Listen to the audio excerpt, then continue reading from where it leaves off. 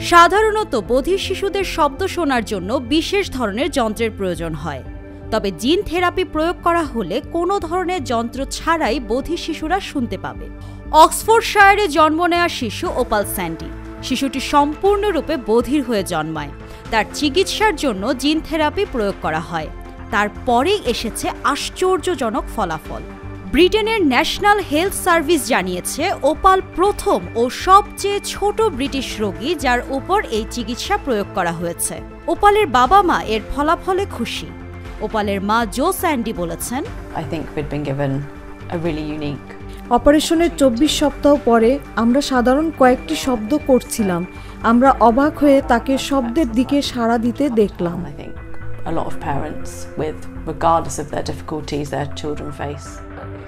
আমি অফিসে ছিলাম। সেই সময় আমার স্ত্রী আমাকে মেসেজ দিয়ে এই আশ্চর্যজনক ঘটনাটি জানালো।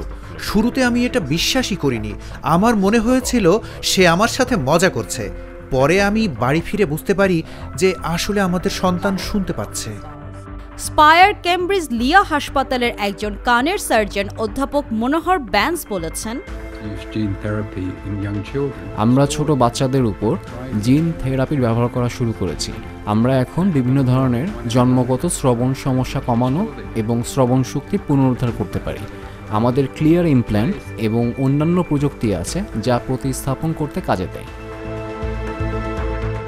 জিন থেরাপি ছোট বাচ্চাদের বিভিন্ন জেনেটিক অবস্থার সাথে লড়াই করতে সাহায্য করে। আমি মনে করি আমাদের একটি অনন্য সুযোগ দেওয়া হয়েছে। জিন থেরাপির কোনো ক্ষতির সম্ভাবনা নেই। আমি মনে করি অনেক বাবা মা তাদের সন্তানদের শ্রবণ সমস্যার একটি সমাধান খুঁজে পাবেন।